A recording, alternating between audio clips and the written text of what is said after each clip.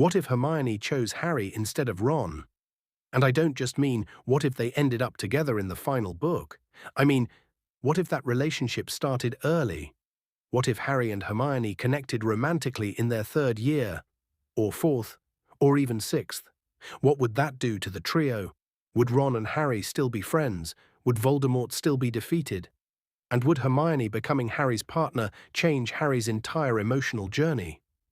It's one of those questions that sounds simple, but the moment you try to answer it honestly, the whole series starts bending in different directions. If you enjoy videos like this, exploring alternate timelines, character dynamics, and the deeper what-ifs of the wizarding world, then this is the channel for you. There should be a subscribe button somewhere on your screen. If that's your thing, tap it now, and let's dig into what might have happened if Hermione Granger chose Harry Potter instead of Ron Weasley. Because trust me, this is more complicated than just switching two names on the page. Let's start at the core. When does Hermione choose Harry? People assume it only matters at the end, but I would argue the timing completely reshapes the story. Let's imagine the earliest version first, around Prisoner of Azkaban. Harry and Hermione are already incredibly close that year. She's the one who believes him. She's the one who helps him with the firebolt. She's the one who turns back time with him. If feelings developed here, Ron would feel, well, abandoned, even betrayed. Ron already felt overshadowed by Harry his entire life, academically, socially, magically, even within his own family.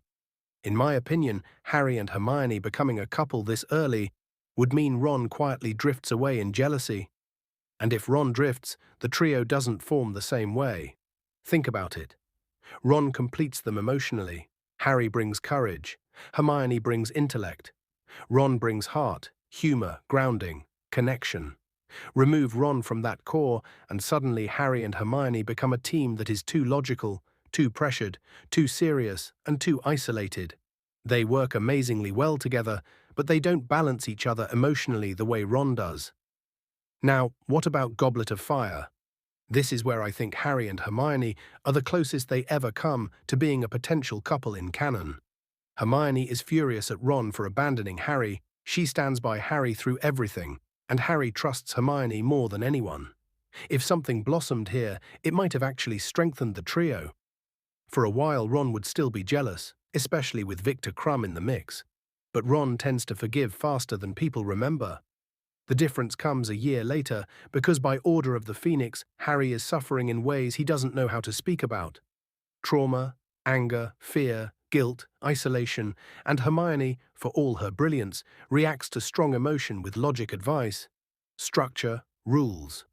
Harry doesn't need rules in that book. He needs grounding. He needs humor.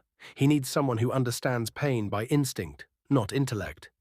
And that's Ron. So a Harry-Hermione romance during OOTP likely strains them emotionally. Hermione becomes the fixer, Harry becomes the problem, and Ron becomes the outsider again. But the most interesting scenario is the one where Harry and Hermione develop feelings in Half-Blood Prince. This is where I personally think their relationship would actually work. By 6th year, Ron matures, Hermione matures. Harry is calmer, more emotionally aware. They all understand each other more deeply. If Hermione chose Harry here, and Harry reciprocated, Ron would still be hurt, yes. But not destroyed. Their friendship might suffer for a while, but I don't think it ends. Because by this point, Ron finally understands that he brings value that neither of them do. He's the glue, the emotional anchor, and I think he would stay. Now, the big question. Would Harry and Hermione together have defeated Voldemort? Honestly, yes. In some ways, they'd be more effective. Hermione brings strategy. Harry brings instinct. Both are fearless when protecting the other. I actually think this version of the Horcrux hunt might be more efficient, fewer arguments, fewer emotional breakdowns, fewer rash decisions. But, and this is important, the story becomes a lot darker emotionally. When I imagine Harry and Hermione together, I always come back to the fact that both of them carry enormous responsibility. Both carry guilt, both carry pressure, and together they would form a couple that is almost too intense, too duty-driven, too self-sacrificial. In some timelines, that leads to greatness. In others, that leads to burnout. Now, the question about Ron.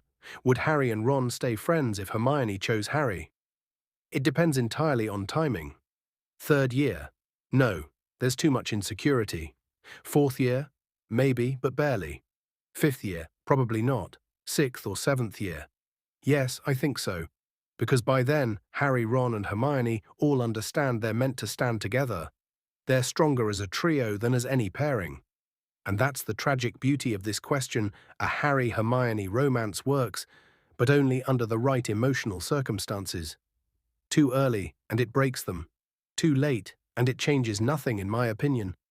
If Hermione chose Harry, truly chose him, and it happened in their later Hogwarts years, the trio survives. The war is won, and their relationships come out different, but not destroyed.